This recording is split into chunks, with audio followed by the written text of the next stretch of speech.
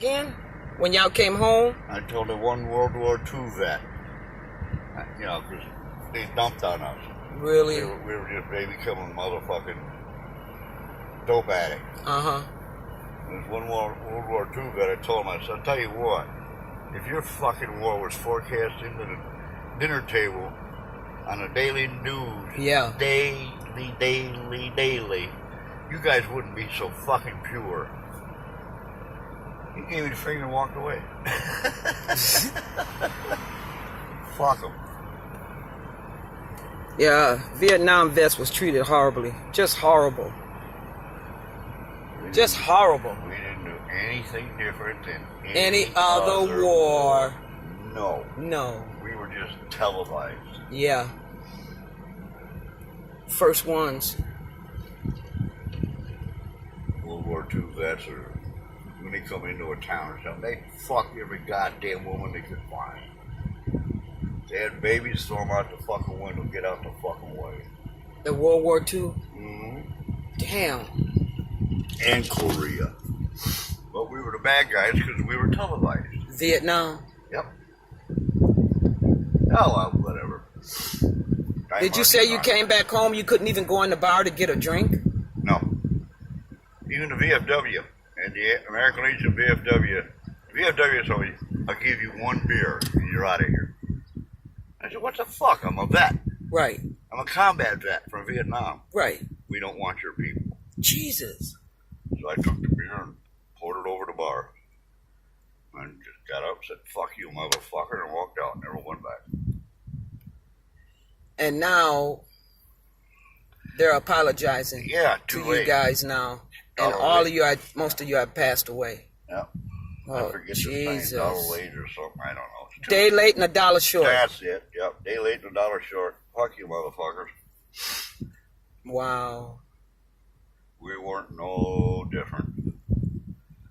Just we had to be in an unpopular situation and trying to get out alive.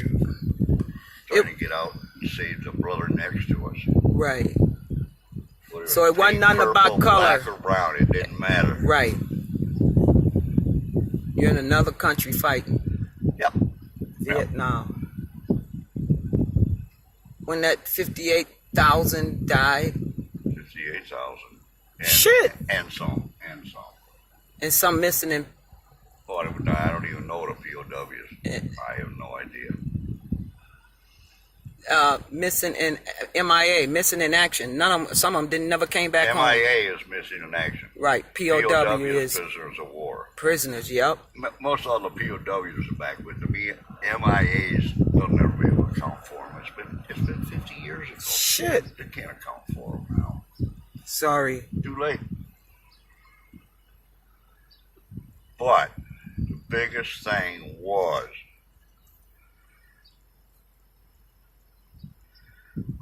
when we came home, when I got off the plane, I was ready to get back on the plane. Say, take me back to Nam. Fuck this shit. Why?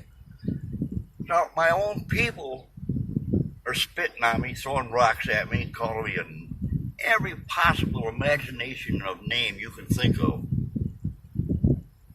We were dog shit. We were dog shit when we come home. Not heroes. Everybody else comes home a hero. We come home a piece of shit. We didn't do nothing no other army in any other war did. No different. Ours was just popular, unpopular. We didn't create it. We didn't want nothing to do with it.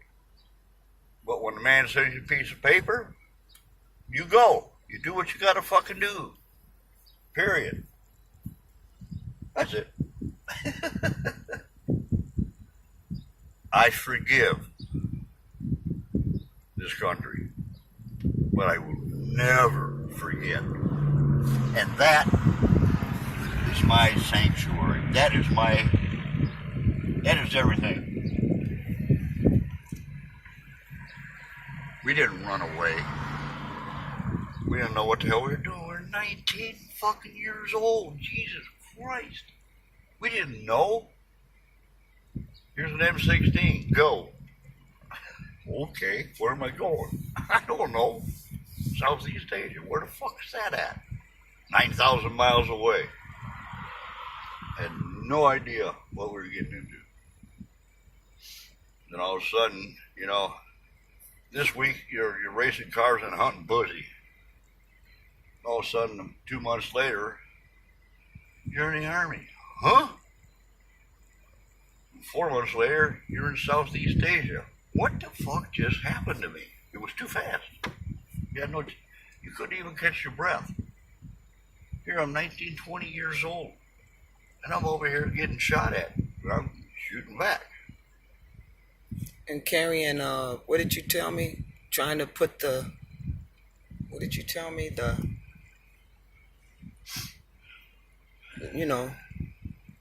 Trying to put the, I don't want to say it. What? The bodies. Oh, in the truck, so I had to go pick the body up, go on body run. Yeah, and had to match. We had to run body. We had to go to Dactyl Khartoum, which is about an hour and a half convoy to pick up dead bodies. But they ran out of body bags. So we had to use poncho liners. And you're trying to hope you get the right part with the right body. I need this. Cry and puke all the way back to base camp. I never seen so much blood and guts and dismembered bodies in my fucking life. I was 20 fucking years old, for Christ's sakes. I didn't know nothing but racing cars and hunting pussy and drinking beer. Until you got drafted. Yeah. And that's when you found out. My youth was gone. There was nothing left. There was nothing left. And here we got, I celebrated my 21st birthday in a fucking goddamn ditch. Nobody there, all by myself. Wow. I was lucky enough to get into base camp. I got myself a bottle of, I don't know, some cheap ass whiskey. And I had to go out on that patrol, not patrol. I had to go up 4 or 5 wires in front, climb in a hole and watch for the coops to come. And I'm pickled. Damn. On my 21st birthday, all by myself. Cognac, that was it, cognac. Wow. That was my 21st birthday. Bob, you said it was how many in your platoon? It was like 8, and only 3 made it out, and you was one of them. In my squad. In your squad. Squad was usually about 7 to 8 to 9 people. And how many made it out? 3. Damn. And all of you guys were close. Your squad. Well, yeah. We were all brothers. Didn't matter black, white, Mexican. Color didn't mean jack shit. That's beautiful. You just worried about the next guy, the guy beside either your right side or your left side. Uh-huh. Look over and, brother, let's get back home. Hopefully intact. Some of us did. So 5 of them died, and you 3 made it out. Right. Damn. Right. Then when I came home, see this thing here, I think I told you, I don't know, 66, 67. I embellished it a little bit later. Yeah. But there was 3 of us when we shipped out. And we went and got Vietnam 66. Uh-huh. And we were going to meet, because we all served 1 year unless something came up. Right. So we all agreed that when we got out, we would go back to that same powder and get 67 put on it. Right. Well, when I flew out of Cam Ranh Bay, they had a big plaque up there, all the people that died. Right. And the 2 that had 66 were dead. Oh, Jesus. So I went back to the place all by myself and got 67 put on. Wow. But that was youth. You mean youth destroyed youth? Shit, you became a man overnight. He had no choice.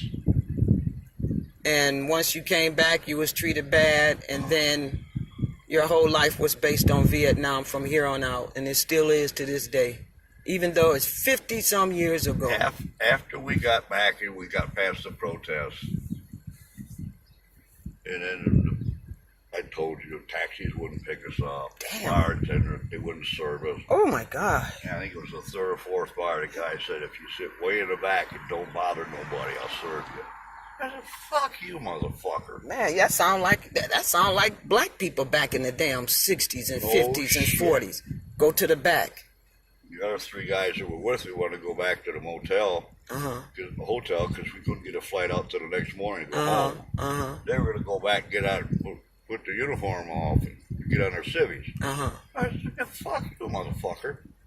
I got this uniform, I got these stripes and these merits, and I earned them. Fuck them." Right. Well, it didn't work so good. Damn. I ended up walking home, or Wow. back to the hotel. I think it was about 6, 7 blocks. Damn. But when I came back home, the whole world passed me by. Dang. My whole world passed me by. Nobody wanted to associate with me. You're one of them. I said, "Oh, well, fuck you." Everybody read everything at the 6 o'clock news at the dinner table on TV. Yep. No, what can you do? So Damn if you do and damn if you don't. you just But you made it home, Bob. Look made it like home. somebody. I made it home. That's a big. You made it home. The only thing the biggest thing I did is I lost my hearing Right. and my head's fucked up. Yeah. Other than that, I'm And alive. bad headaches. I'm alive and I got all four. My limbs. All Yeah. four. That's true. That's true. So what Vietnam vets do, they disappear into a crowd after a while. You don't want no more confrontation because you don't want to bring stuff back out and go stupid. You know what I'm saying? You know, right now, that first year, we was all still walking the line. We was on edge. Don't fuck with me. Don't. So you wouldn't I wouldn't wear a hat like this for the last 30 years. You didn't want anybody to know you were from Vietnam. Damn. So you couldn't even be proud. Nope. Oh my God! You served this country and you couldn't even be proud. Nope. Not till now. You couldn't then. No way in hell. Damn. So you was lucky to make it home, and you made it home, and you still shouldn't be known. Nope. Huh? Nope. Every Vietnam Shame vet on you, America. Shame on you, America. Every Vietnam vet that I talk to has got the same thing. You just bury it. You don't want anybody to know because you're going to start this confrontation and you're not sure which way you're going to go because you don't want to go there again. You understand what I'm saying? Yeah. So you bury it. You bury it. You work. But don't it always catch up to you every fucking year? No matter how much you try to bury it, it comes to the surface. First week in January, first week or two in January, the flashbacks are horrendous. They're just That's a bad time. bad. That's where we had zips in the wire and we lost 10 guys that night. Damn. That's when I lost my hearing. Didn't you say that it went right in front of you, a half an inch from your nose? I was blind luck. Blind. See, if it was a mortar, you don't hear. See, we were getting mortar and rockets, and then when the zips got in the wire, they were throwing satchel charges all throughout the compound, just blowing everything up. But rockets, you can hear coming in. Mortars, you don't hear. Damn. And I was going to run to the open gap in the gate where all the zips were coming in. Uh-huh. And I'm running there, and I hear this. What? That's a rocket. And it just blind luck. There was a pile of sandbags. And I dove over them just as the rocket hit. Damn! So, I got all my parts. I just lost my hearing. Saved your life. Yeah. Sandbag. Shit.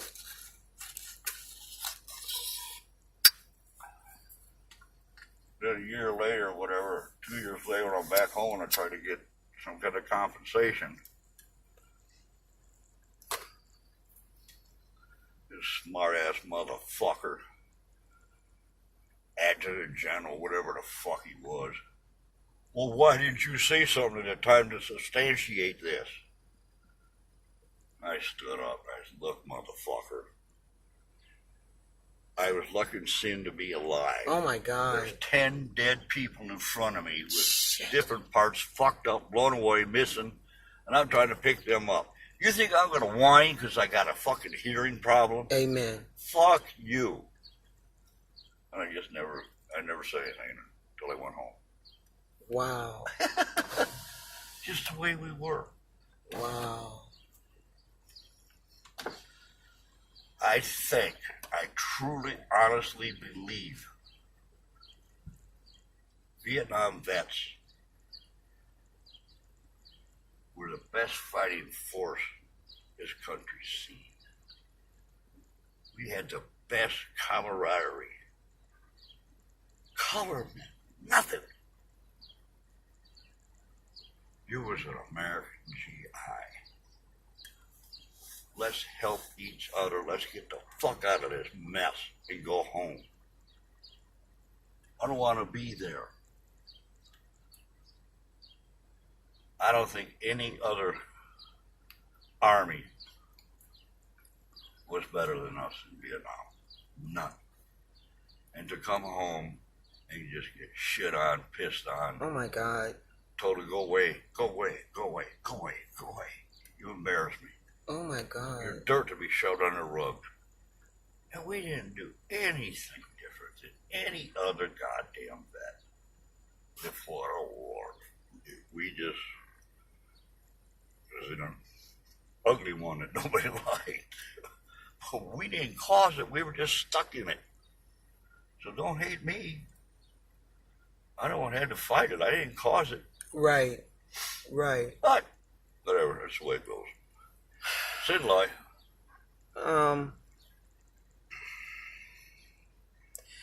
Tell me about the time when you was over there in Vietnam, that when y'all went to town. When you usually go to town, it's kids selling stuff and everybody got their tent set up to where you Army, whatever, can purchase things. But you went to town once. Tell me about that. That was on convoy. Okay, convoy. You went to Well, we go through a village, Okay, tell me. and the little kids would be always out there hacking and selling, Mm-hmm. selling whatever they were selling. And they were glad, they were happy when something happened up front in the convoy, so we had to stop. Right. Then they just attack you. But they were all little fuckers. Uh-huh. And I always kept 3 or 4 cases of C's in the truck. Uh-huh. And the biggest thing I'd trade for was sugar cane. Right. You give me a handful of sugar cane, and I give them a box of C-Wraps. Hog eating heaven. Sea rations. Right, Yeah. that's food. C-Rations, right. Even though they was made in the 50s, y'all had to eat them in the They 60s. were made in the 50s. Early 50s. They were from Korean War. Right, but they were still good. Yeah. Oh, I thought they were great. So, These little kids were so awesome. There'd always be a couple of assholes that take a can of soup or something from the seas, bounce it off this little boy's head. As long as we were stopped, I got out of the truck and I went over to this motherfucker. If I ever see you do it again, I'll put a bullet in your fucking brain. And these little kids, come on. With VC, do whatever you want. But not with little kid. Come on. right. When you get to that you get that cold, or you forget what human life is all about, and get the fuck out of here. Exactly. Get away from me. Exactly. God damn.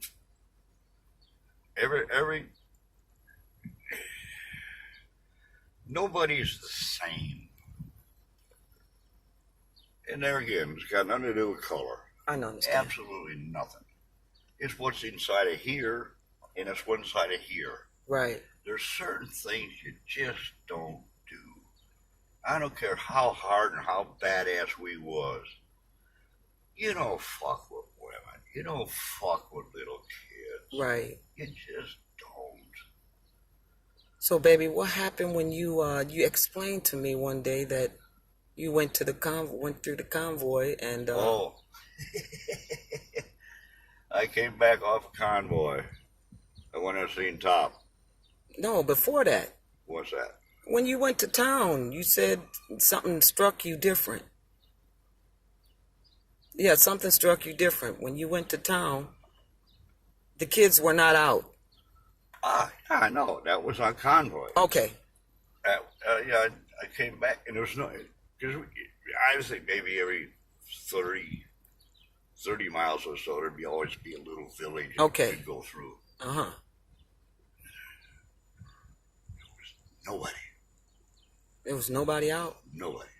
Ooh. And we had mamas and papas inside the base camp Right. that did clean the shit cans Right. out and did Right. laundry, and all of a sudden they were gone. Uh-oh. I came back off the convoy. I told Top. I said, something's wrong. There's nobody out there. Intel says we're clear. Don't worry about it. No problem. I said, I don't give a fuck what Intel says. I'm telling you, the Mama Sons and Papa Sons inside the complex is gone. There's nobody on the road. The villages are empty. Don't worry about it. You're blowing smoke. Okay. 2 weeks later is when the Zips broke in. And, shut us all up. Damn. I seen the Top about 2 days later, and he's, well, I don't want to hear your fucking mouth. I said, okay, Top, I won't say nothing. So I was walking away, and I turned around and said, yeah, but you fucked up, motherfucker. Yep. He's all right. You're on point. You're on guard duty. I don't give a fuck. So I'm alive. Yeah. I said, I put 10 GIs in a bag down by the 4th Division, by the 4th Engineers. Because you said, your intel said there was nobody. Oh. Fuck you. That's right. You're going out tonight. You're not going to be on bunker. I said, I'll take bunker duty. I don't give a fuck. I just bagged 10. 10 GIs. 10. Bag means they're dead. They're dead. Put them in a body bag. All because he didn't listen to your warning that there was nobody in the town. And that's very eerie. That's odd. And then that night, because he was all gone, you don't tell a Top, you don't tell a captain, you don't tell a colonel, kiss Right. my ass, motherfucker. No. So that night he said, you're on guard. I said, I love bunker duty. Cool. I get to sleep for 3 hours. He said, no. He said, you're going forward observation post. Uh-huh. What's that? We had 3 or 4 rolls of concertina wire. Mm-mm. And then there was a pit dug in the front of them. In the middle of nowhere man's land. No street lights. I think they forgot to put them up. You're in the hole tonight. Oh, jeez. You sit out there in this hole. You're just a hole in the ground. Pitch dark. I told you, I couldn't see my hand. You line your claymores up in front of you, Uh-huh. and you got maybe a half a dozen flares set in front of you, all wired and set to go. Whew. And you're out there by yourself, alone. Shit. I have never been more scared to death in my life. That's why here in America, nothing scares you after what you went through at a young age. Nothing compares. No. Nothing compares to that type of No. abuse. Mental. But I made it. Don't ask me how or why. Somebody was looking down on me. You know who was. I know who was. Because there ain't no way in the world. How come you made it back and 8 of the others died and you and other 2 more made it back? Don't know. On just the story is, You can't explain it. It's just, it is what it is. it is what it is. Well, I'm glad you made it back because I wouldn't have never met you. You're a very fine man. An asshole, but you're a very fine man. You think I'm an asshole now? You should have met me about 45 years ago. I was one just walking big ass dick motherfucker. Until Vietnam. No, and for about the first 4 or 5 years after Vietnam. Uh-huh. Don't even look at me the wrong way, motherfucker. You gotta get over that shit. Damn. But, it's hard. You carry a grudge. I mean, it's hard. It's hard. You're 19, 20 years old. You're seeing all your friends just getting blown apart in front of you. Damn. For no fucking reason. Because our government sent you there. Yep. The politician said, well, this is the right thing to do for the Vietnamese people. Fuck them. Who knows nothing? What do we get from Vietnam? Nothing. My hat. Everything in our house is made from China, Korea, Vietnam, and Yeah. Japan. Yeah. It's almost as if America don't even make anything no more. Nope. I think Trump is going to change all that. He said we need to start making our own things We have to. because We we're have to. dependent on these other countries. We cannot. And if the boat don't come in, if the ship don't come in, whereas like right now, he can't even have them come in because of the corona. Right. So we don't can't have depend the on things. the rest of the world. So we messed up big time because we sent very valuable things over there to be made, I think it all started from. and now they holding it against us. I think it all started our people are after dying. World War II. We Traded too much. import more than we export. That's bad. Uh, That's bad on the American people, I guess, because we lost. We became complacent. Put it that way. oh, absolutely. And now with this corona, it has really opened our eyes because I think China has the ventilators and the things for your mouth. We sent that shit over there for them to do it for us, and now Donald Trump said, well, hell, I can't have no chips coming in now No. because we don't know what's in them or nothing. Right. But see, we messed up big time. We should have been making the ventilators ourselves. We should have been Yep. making the things for We our have mouths. to- How could we send something like that, not knowing that a virus would break out one day and these things would be essential to our well-being? We have depended on the rest of the world too fucking long. Yeah. We can do everything ourselves. We don't need them peon motherfuckers.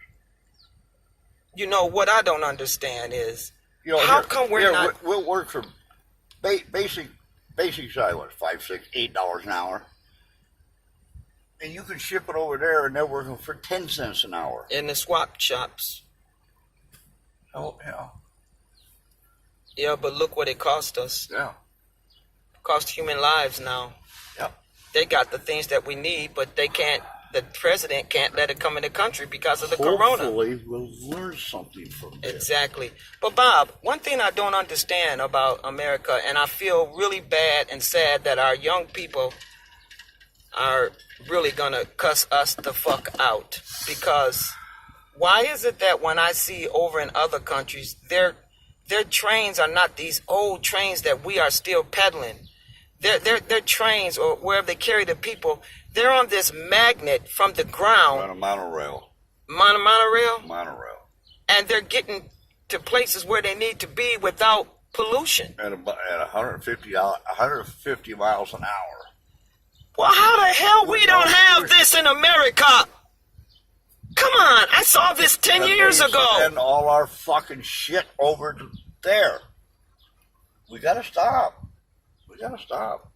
How are those people having these type of transportations and we still dealing with an old train? What is wrong with us? They got a better, what do you call it? I can't think what do you call it, big cities, municipalities, whatever.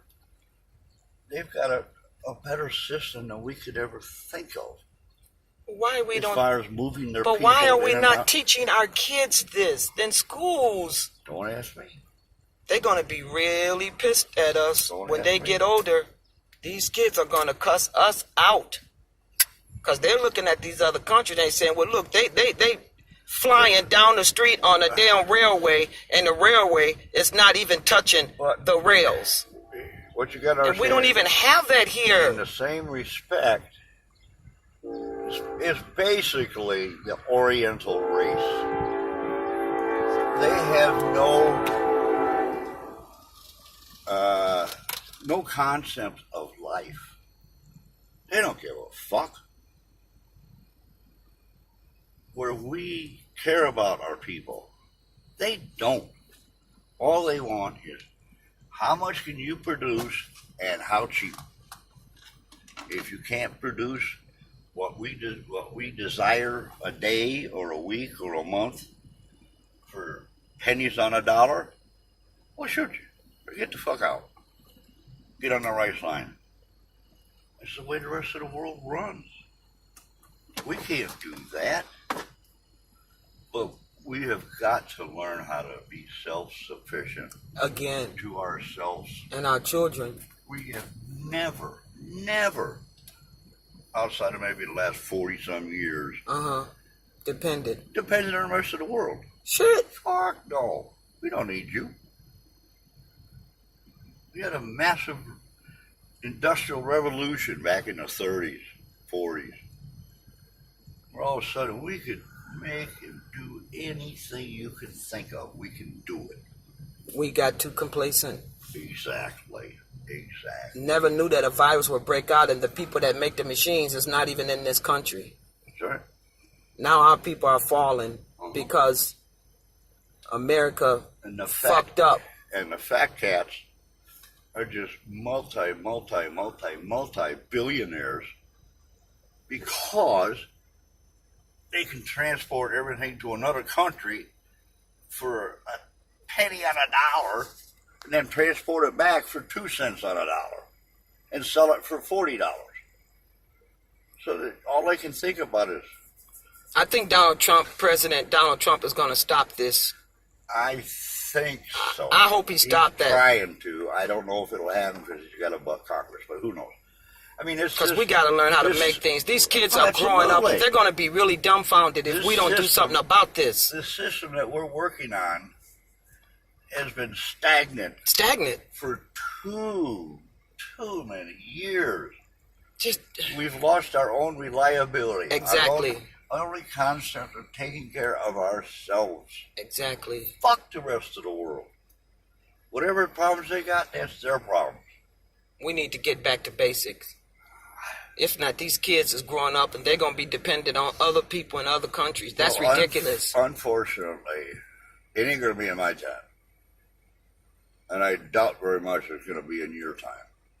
Hopefully, and I don't even know if it's going to be in your kids' time, but hopefully it's in your grandbaby's time that we realize we got to take care of us.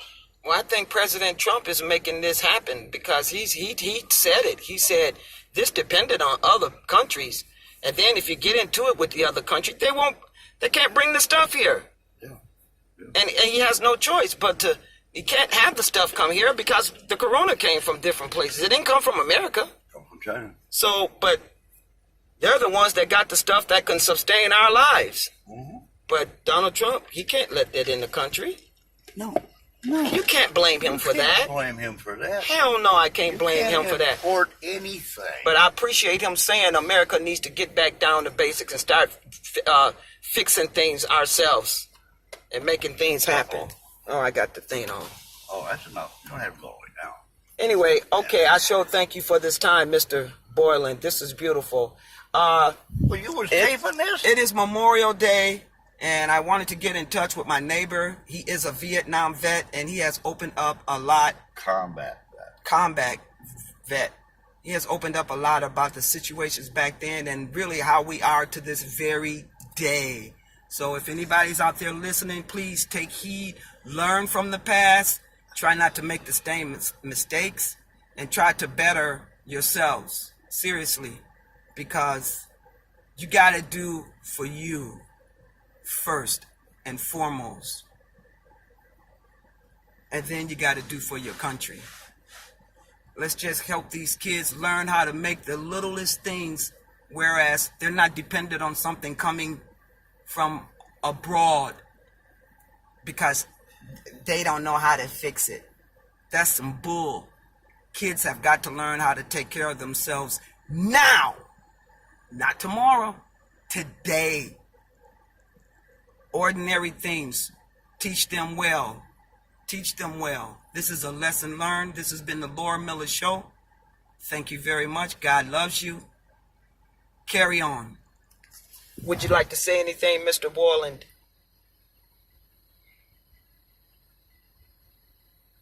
Happy Memorial Day. I don't know what to say. I didn't know you were taping that. I would have shut up a long time ago. Laura Miller's always taken. Love you. Carry on. Happy Memorial Day. There's our flag. One thing I will say.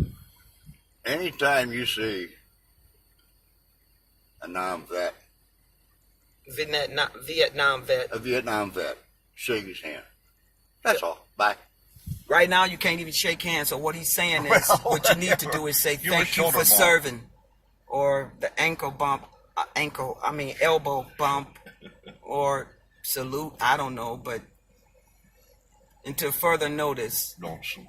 just do what you got to do. Why not? Don't salute. Because that's officers. Oh, that's officers. I don't know. All right. God loves you. Carry on. I didn't know he was doing that. You know it now. Oh, gee.